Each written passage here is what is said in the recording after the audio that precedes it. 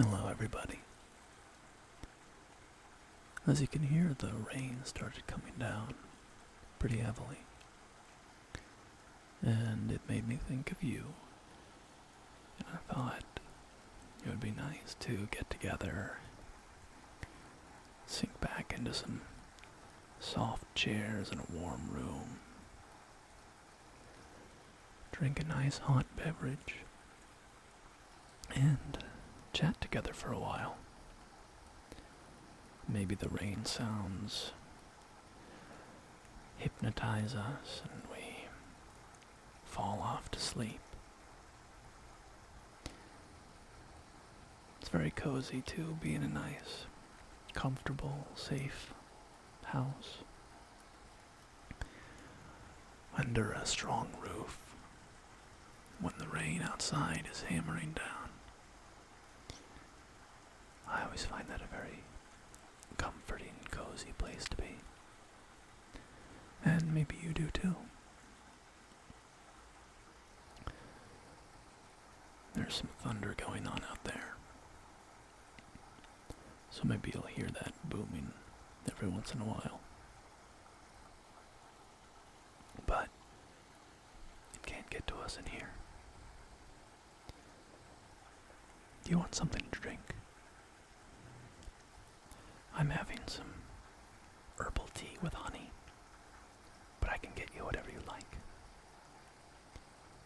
Do you want some hot chocolate? A coffee?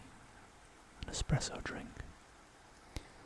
Latte, cappuccino, flat white, Americano? Or maybe you want some tea as well? Green tea? Black tea. Got a variety of blends. They're all quite tasty. All very soothing.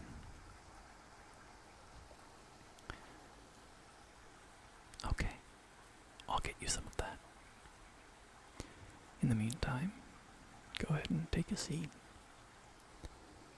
Put up your legs if you want. Lean back. Get nice and cozy. The weather outside is hammering away, but we're safe in here. There's always something to be grateful for, isn't there? You know, there's a lot of people out there who don't have strong roofs keeping the rain off their heads. We should always try to remember the things that we're fortunate to have. Don't take things for granted. Really try to appreciate what you're lucky to have, because we always have so many things to be grateful for.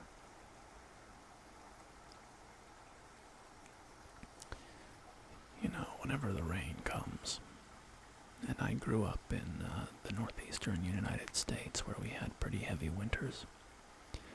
So whenever extreme weather comes, the winter time, crazy heavy rainstorms, hurricanes, whatever, I always think of the animals outside. When I was little, I'd sit at the window and look out over the snow. All the trees in my backyard. I lived next to a forest, and look at all the barren trees, the snow hanging on the trees, the snow on the ground, 1 foot, 2 feet high. And I'd think of the deer, and I'd think of the rabbits, and the reptiles, and the amphibians, the frogs, and the toads, and the newts, and the fish, and the birds, and all the animals, the insects that were out there in that snow. And it always amazed me that creatures could live out there in such extreme conditions. And there I was in a warm house, looking out at the snow, completely, unaffected, except for walking to school and whatnot. You get chapped hands, red fingers from the cold, but you were all bundled up anyways, so very protected. It always amazed me to think of all those animals that were living out there. To think that they could survive in the never-ending cold. Animals are pretty amazing. I've always really loved animals. There's just such an incredible variety. You take any square mile of land, and or a cubic mile, let's say. You've got the tops of the trees and deep underground, and obviously all the things on the surface, and the diversity of life that inhabits every inch of our world is just incredible.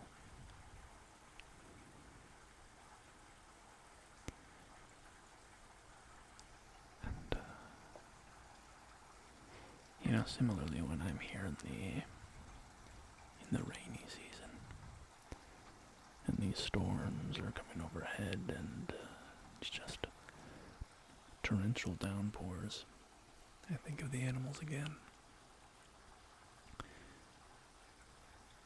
Just getting soaked out there. It's pretty amazing that they all have ways of surviving. In such different ways, the birds migrating, some animals digging down into little warm burrows, or hibernation, or fish down at the bottom of the ponds and the lakes. All sorts of creatures just having their various little survival strategies. It's amazing. But anyway, I'm rambling and I haven't even given you your drink. There you go. Here. Cheers.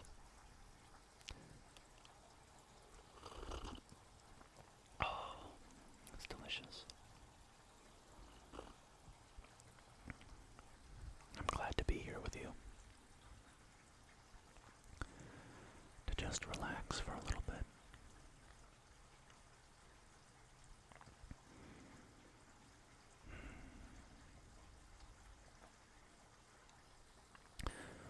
So what's been on your mind?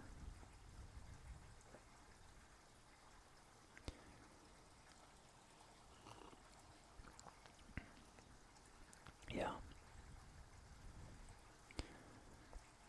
Yeah.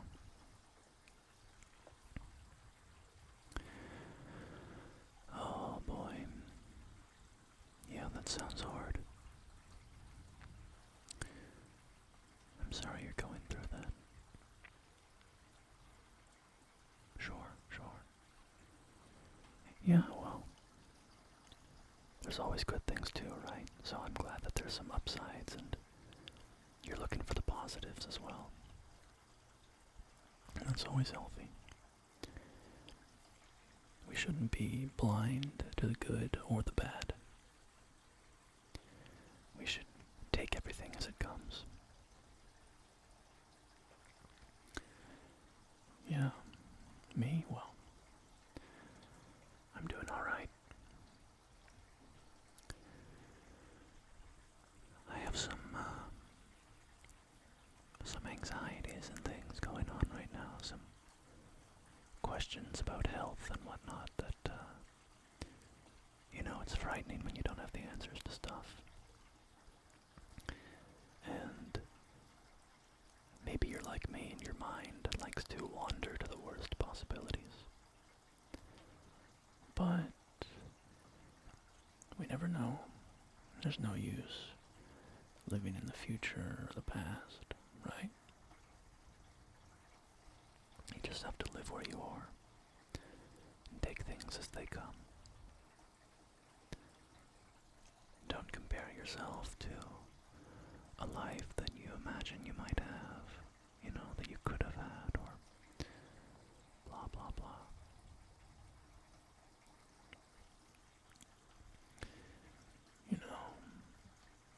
The world can be an unfair place. It can be very difficult. It's important to have strategies to deal with that. Things to help you get through the hard times. It's very important. There's a lot of people who feel listless and lost, who have difficulties in life and don't quite know how to deal with them, how to respond to them. And then there's other people who just handle their trials with so much grace. And it's amazing to watch. It's amazing to watch people who face down such incredibly difficult things and not only don't break under the weight of their burdens, but even seem to thrive.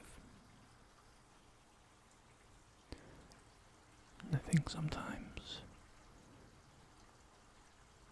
when we're confronted with truly terrible, difficult things, sort of puts our lives in perspective and gives us a sense of what really matters to us, what's really valuable. And when you have that clear perception of what matters, even if you're suddenly dealing with a new problem, that clarity can make our life even better somehow. It's a strange irony, isn't it?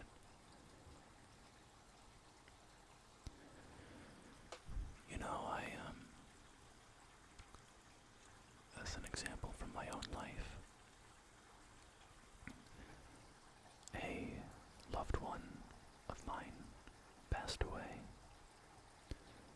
when I was younger, and it was so terrible, and I still ache for the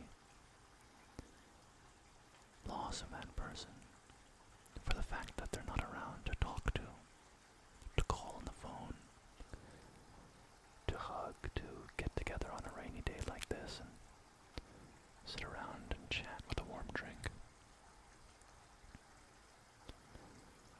But it also has made me appreciate the loved ones that I have in my life even more. The limited time that you have with your loved ones.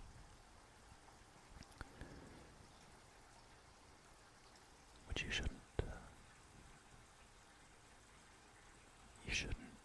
squander that time, You should try to be present and not let your mind wander to other things or activities or obligations.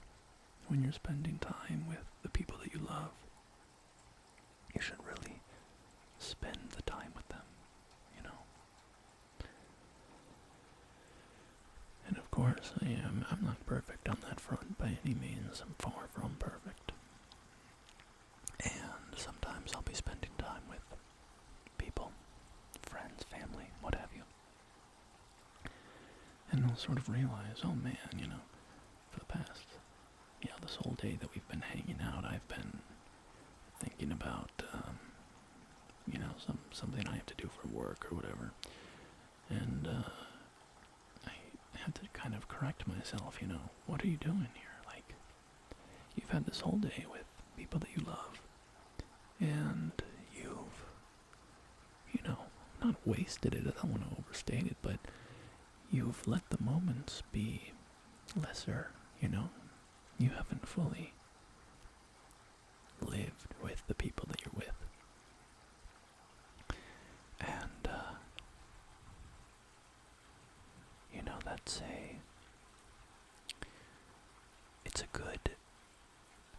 it's a good little thought to have in your mind.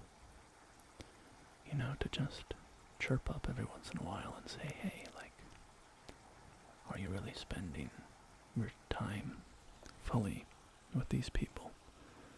And, maybe not people, right? Whatever the activity is, just to generalize the principle, whatever you're doing. If you're doing something that you theoretically enjoy, that you would tell yourself matters to you, maybe it's some artistic endeavor, maybe you're spending time with your loved ones, or, your beloved pets, or whatever it is. You're engaging in, you're working out, or taking a hike, or doing whatever it is that you like to do and that matters to you. And it's good to have that thought that chimes in every once in a while and says, appreciate what you're doing. Appreciate the time that you're spending. We don't want to let these precious, valuable moments sort of slip away.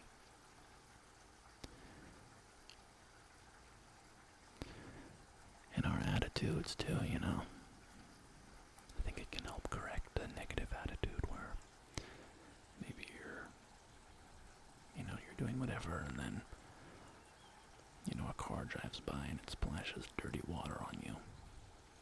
Right? And now, oh my gosh, my nice jeans are dirty, or, my nice white shirt is ruined. Right? This is never going to come out.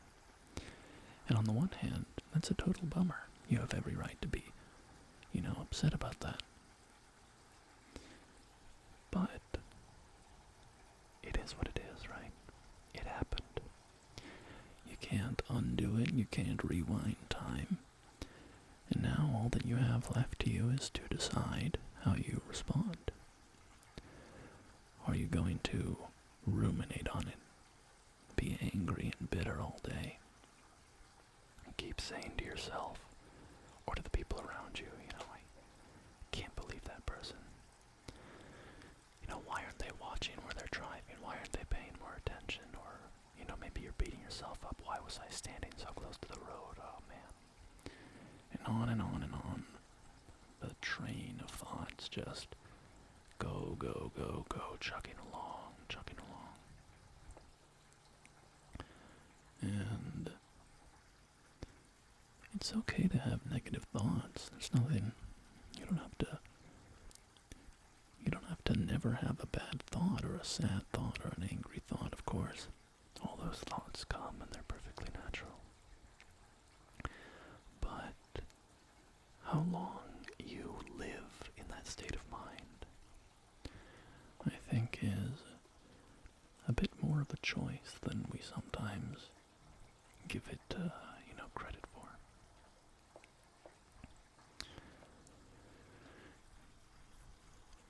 When you're spending the whole day angry about the water that ruined your shirt, you can imagine a different path where you said, oh man, what a bummer, and you kind of, you complained about it for a couple minutes with your buddies, your family, whoever's with you, and say, oh man, what a bummer. I'm really upset about that, and you talk about it. But then, you move on.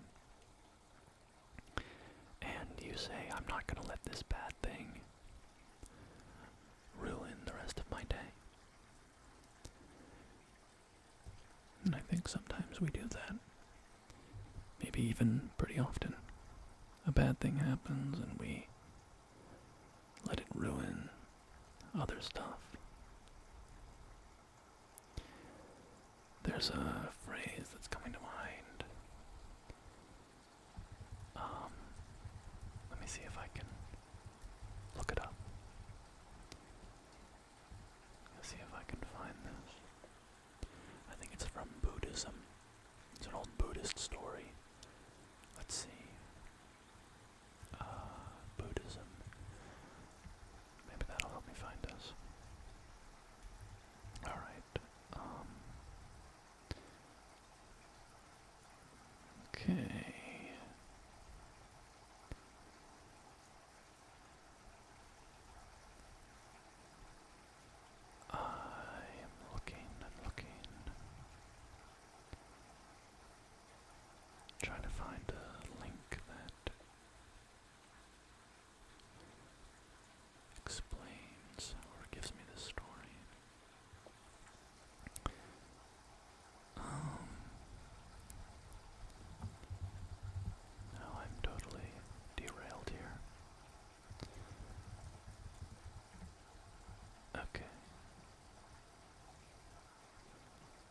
Alright, here we go. So,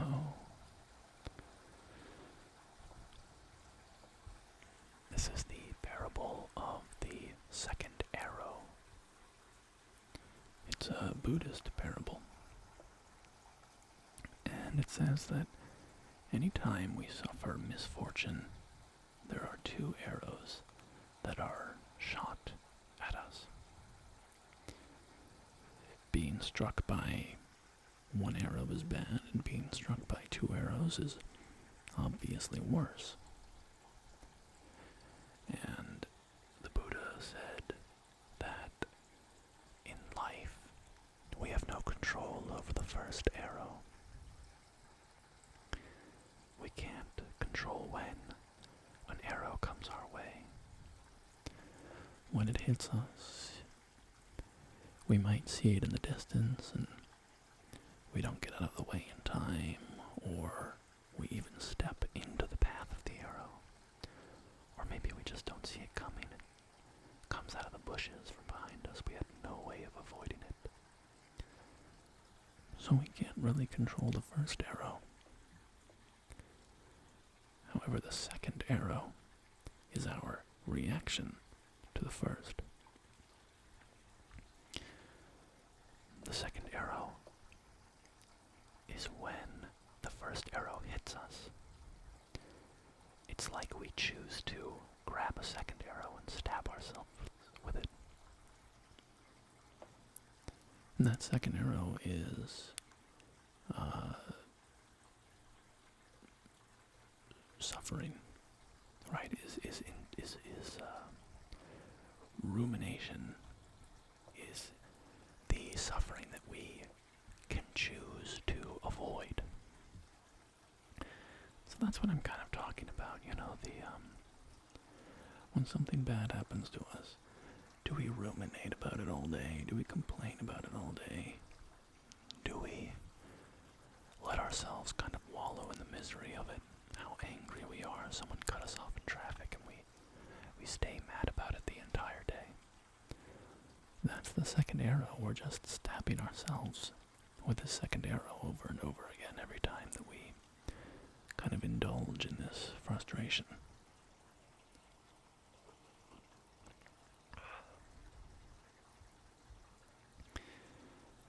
So, I think that's a skill that you have to learn and you have to practice, right? It's a skill to be able to short-circuit that mental process, right? Because it's very, very easy to, something bad happens to us and we cannot stop replaying it in our minds. Someone said something that offends us.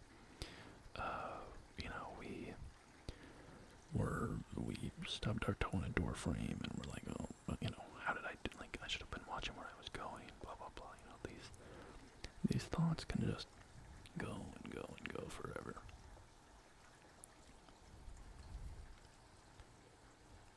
But I think I've rambled on that point for long enough. I guess overall I'm just saying that, it's very valuable in my life to try and cut off that second arrow, minimize the damage I receive from the second arrow. And I hope that's valuable for you as well.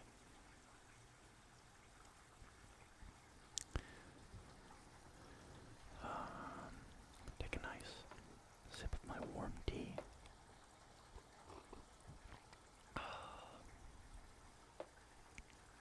Oh boy, that's delicious. The rain has slowed up a little bit out there.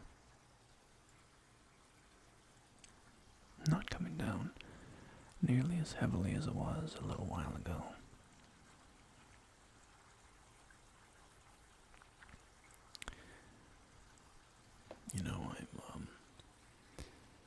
I'm a bit of a video game hobbyist, a gamer, if you prefer.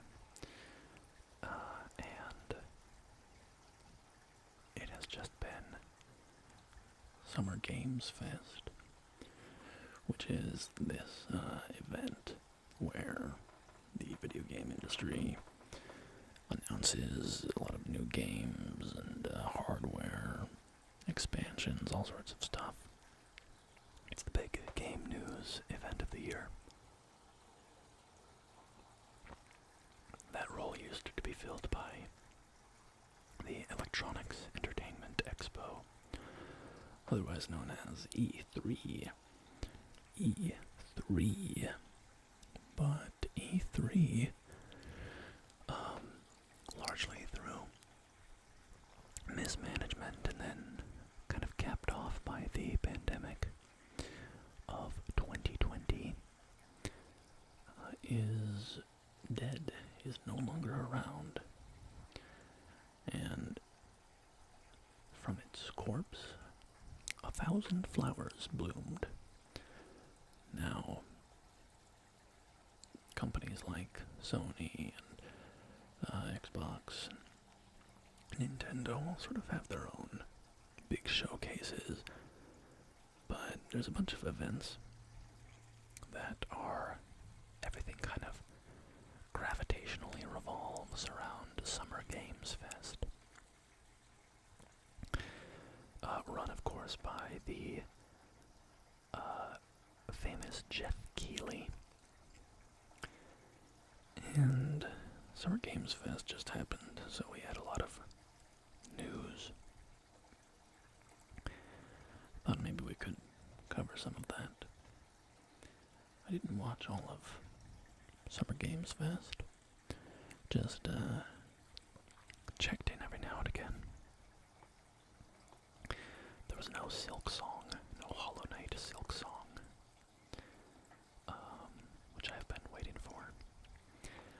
I just completed Hollow Knight, 100% completed it, got all the achievements, which was quite a challenge, but a lot of fun.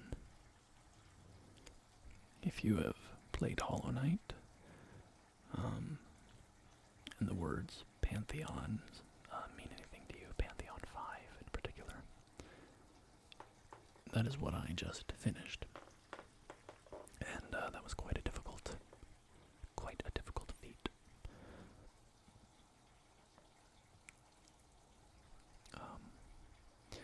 And Hollow Knight Silk Song is the sequel to that game. And it has been sort of a community bugbear for a long time. You know, when's Hollow Knight coming? When's the Hollow Knight announcement coming? So on and so on. And it never seems to come.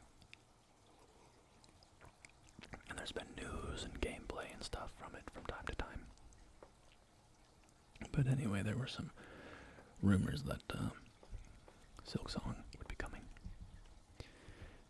this year at Summer Games Fest. And that did not happen.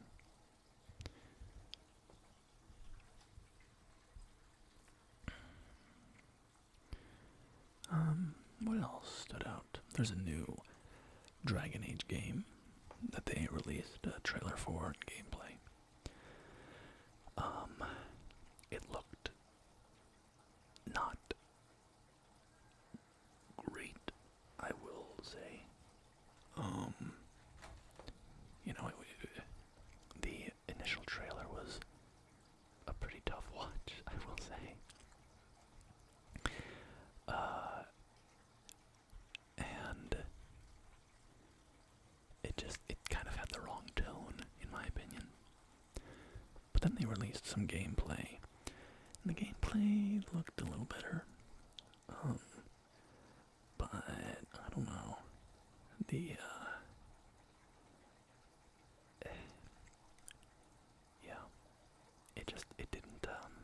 It didn't sing to me.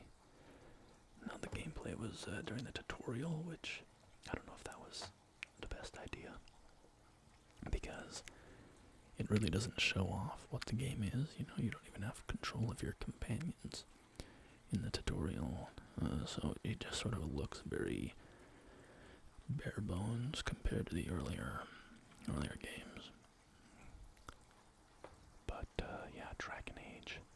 the Veil Guard, which I think is a worse name than Dire Wolf, which was the previous name.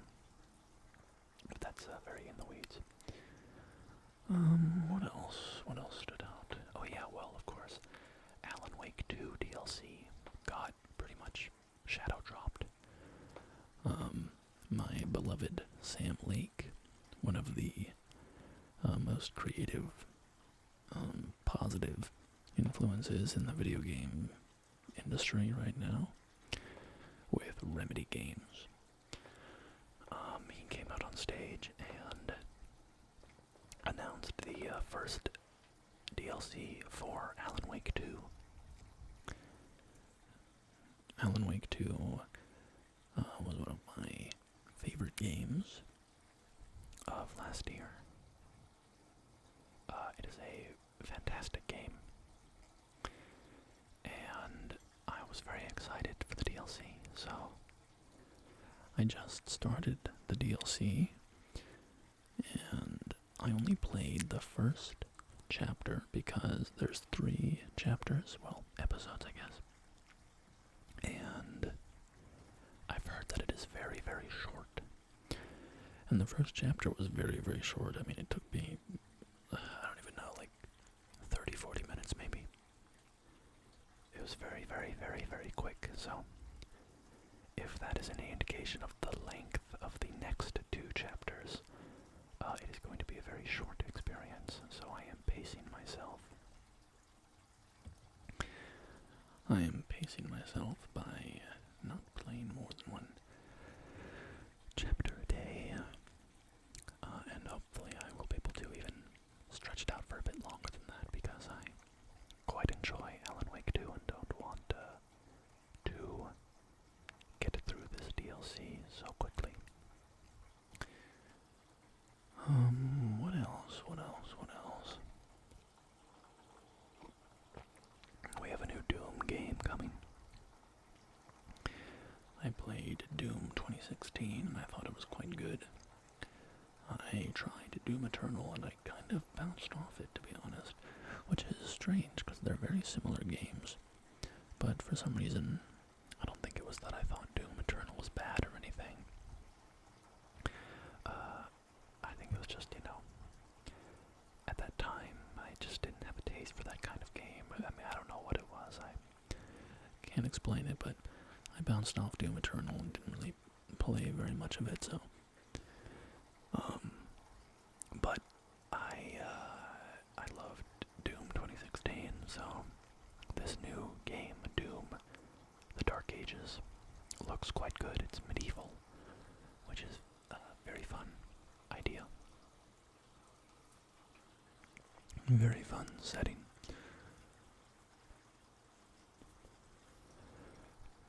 But, yeah, let's see, there's, what else is there? There was a Starfield DLC announced. I would say, I don't know if this is true. I think I might like Starfield a little bit more than the kind of common consensus. But I don't really like Starfield. I think it was a pretty unfortunate game.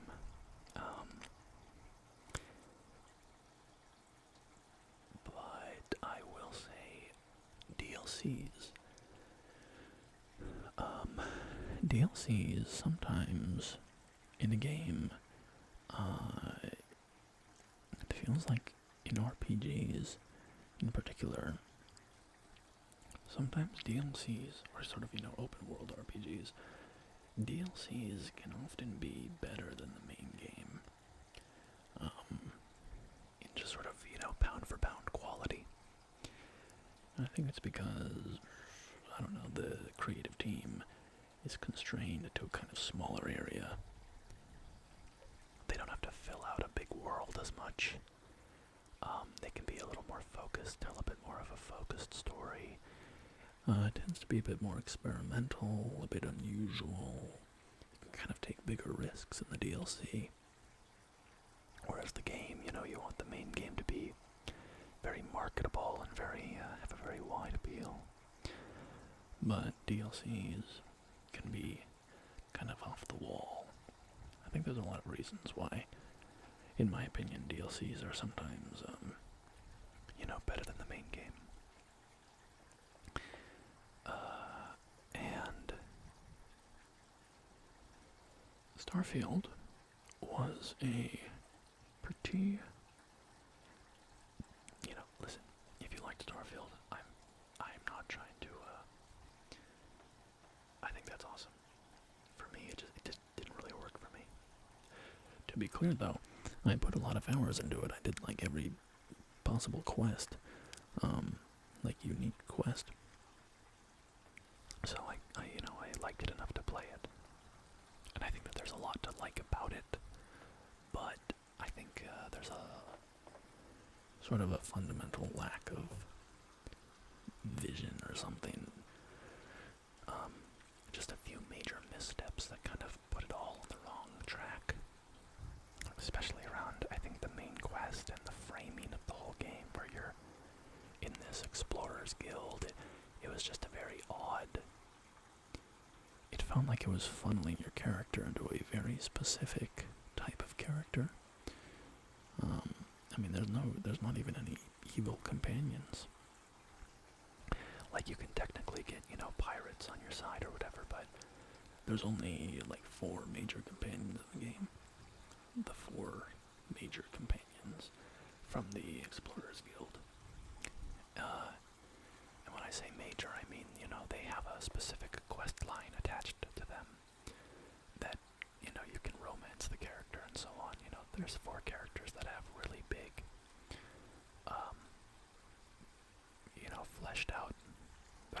fleshed out companions. And they don't even have an evil one of those, which is just that's not like I don't like play evil characters in general or whatever, but it's not that. It's more like, what am I trying to say? That to me is just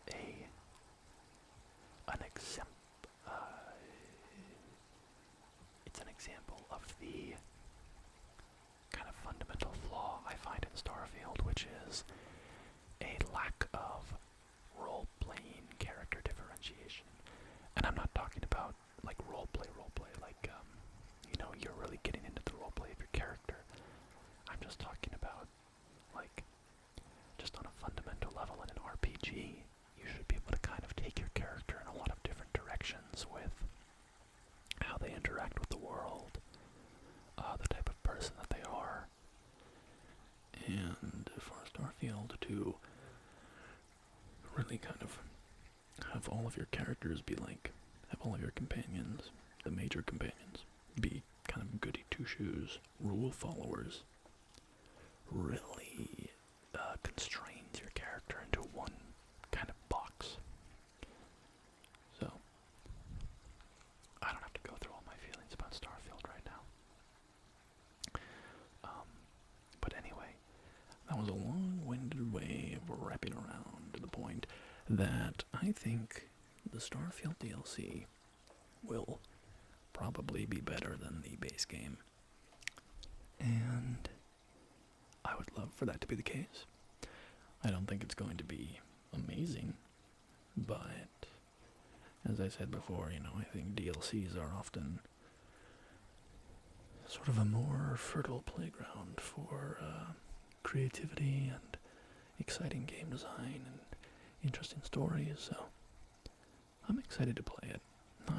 Not like I'm not over the moon or anything, but I'll check it out. What am I saying? When I say I'll check it out, I will play it. I'm completely going to play it through to the end, because I'm very curious to see how Bethesda tries to develop this game, especially given the pretty negative reaction to it. And also because I just love Bethesda games. And there's just sort of a bought-in loyalty thing going on as well, I would say. I gotta show my love to the people who are making Elder Scrolls 6. Elder Scrolls Scroll 6, oh boy. Maybe we'll see that at the next Games Fest. Probably not. That game's gonna come out in like 2030. Alright. Well, my tea has just about dried up. I'm at the dregs at the bottom of the mug. And it looks like you've about drained your mug as well. So, tell you what, I am feeling very comfortable in this chair. I think I might just lean back and let the rain carry me off to dreamland. How's that sound?